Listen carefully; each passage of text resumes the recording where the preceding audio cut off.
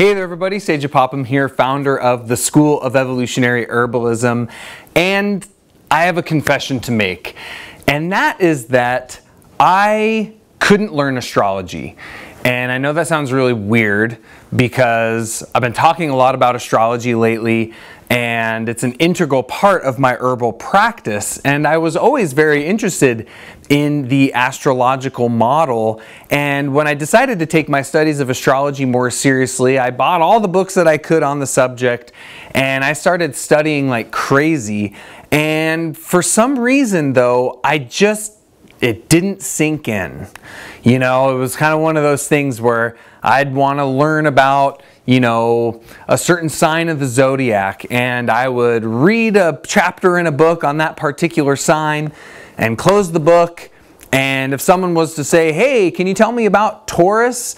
I couldn't say anything about it. I couldn't remember anything.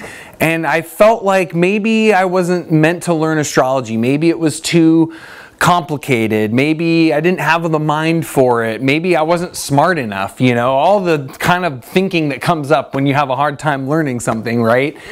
And I just really struggled with understanding and remembering just the fundamental principles of astrology, of, you know, the order of the signs of the zodiac and what the different planets represented and what the qualities of the signs are. It was like in one ear, out the other for years. And it wasn't until I started to see the link between astrology and herbalism that it all started to click into place, and especially in the practice of medical astrology. So for me, when I started studying astrology, it was more from a psychological, you know, orientation, which is really how a lot of people tend to approach astrology, or a spiritual orientation as well. And when I started studying medical astrology and I started seeing how the planets and the signs influence and affect our organ systems, how they determine our overall constitution of our body, our disease predispositions, you know, from the shape and structure of our body and our constitution, all of those things, it started to really lock in on a much deeper level. And especially when I started to really work through the way in which the qualities of the planets and the signs relate to plants, all of a sudden, it all clicked into place for me.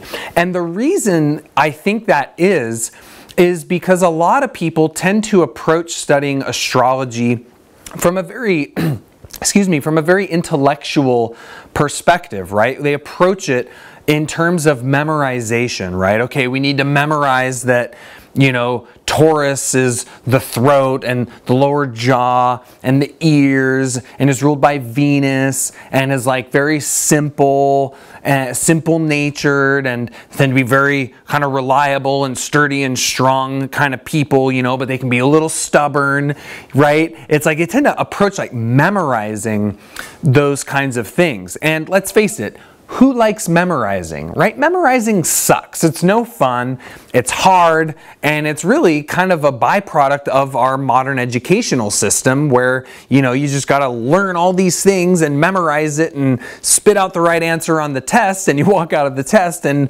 most of the time it's just those things like, you don't remember them, right? And for me, astrology clicked into place with the medical piece and with the plant piece, because it all of a sudden went from this intellectual memorization process of these like very kind of big picture cosmic forces, and it anchored it down and into how I see things, right? That it's like, oh, okay, I want to study Scorpio, and all of a sudden, well, when I see that Scorpio relates to the reproductive system, I see the signature there in how Scorpio relates to this process of rejuvenation and regeneration, but how Scorpio also rules the bladder and the colon, and how it's that release, that detoxification, that cleansing. And so it also relates to that degeneration process process, and that's why Scorpio oftentimes relates to kind of death and rebirth type processes, right? It's the psychological dynamic of Scorpio is directly reflected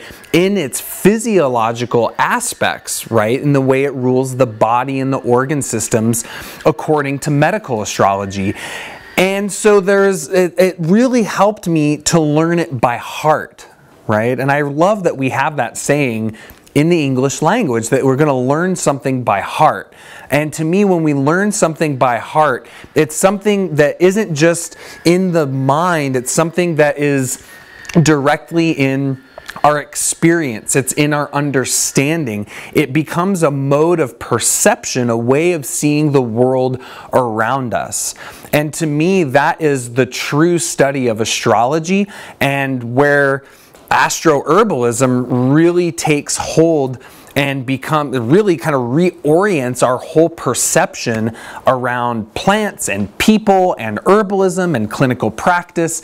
Because as you're working with a person, as you're working with a plant, you're perceiving directly how those forces of astrology are directly manifesting right in front of your own eyes. And so I just wanted to share that because, you know, I think when we take astrology from this memorization piece, there's a disconnect there, right? There's a disconnect where it's just dwelling up here in the intellect.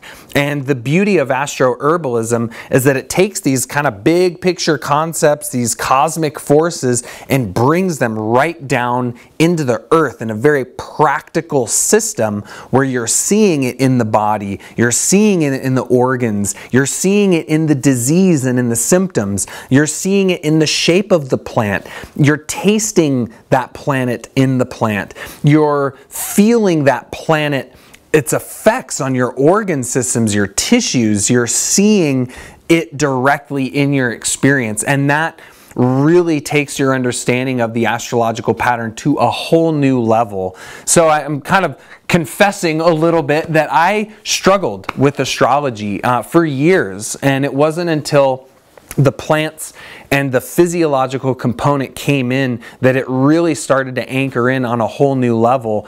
And really the power of the astrological tool lies in its specificity. So, you know, if we think of, for example, constitutional systems, well, in Ayurveda, we have the 3 doshas. In Chinese medicine, we have 5 elements. In, you know, Western humoral medicine, we have 4 humors. But in astrology, we see the integration of all of those patterns. We've got the 3 modes of cardinal, mutable, and fixed. We've got the 4 elements of earth, water, air, and fire.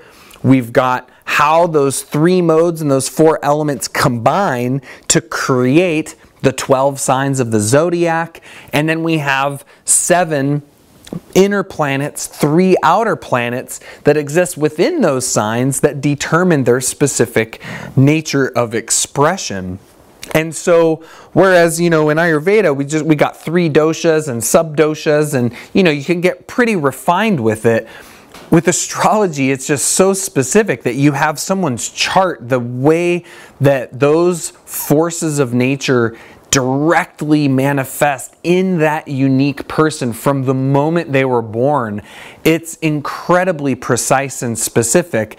And this is how you can have, you know, 5 different people that have an Aries sun, but they all look very different, they talk very different, they have different psychological, emotional dynamics, they have very different body types, they have very different disease predispositions, because all of the other planets are in different signs, different positions, different houses, different relationships with one another, and that ultimately enables you to get very precise and very specific with the people that you work with, to understand what's going on in their body and how what's going on in their body is relating to what's going on in their psyche, and how all of that is the manifestation of what is ultimately going on within their soul. That gives us a truly holistic snapshot of what's going on in a person's life. And you know, that's something that I'm getting into in a lot more detail in the third lesson in the Astro-Herbalism mini course. And in that third lesson, it's called Unlocking the Birth Chart.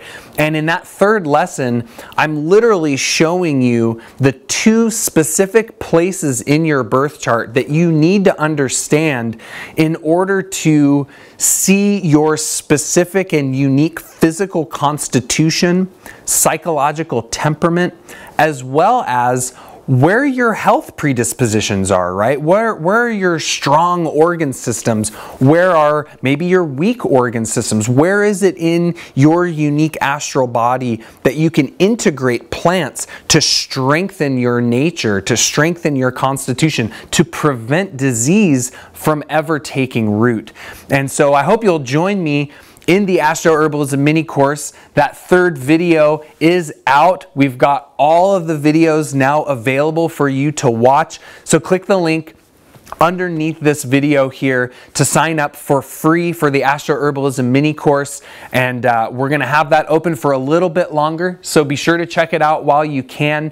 Just enter your name and email on the page where it takes you, and you click that link, and you'll get access to all the PDF downloads, over 3 hours of video training, and I'm going to be in there answering as many of your questions and comments as I can myself personally. So head on over there, sign up for the Astro-Herbalism mini course, and these teachings that I've put together here will really serve you in the integration of medical astrology and herbalism so that you can ultimately serve the people that you work with in incredibly deep and profound ways. So I look forward to seeing you in there, and thanks so much for hearing my confession around how I really struggled in learning astrology. And I just want you to know that if you struggle with learning astrology, you're not alone, right? It's a very large system.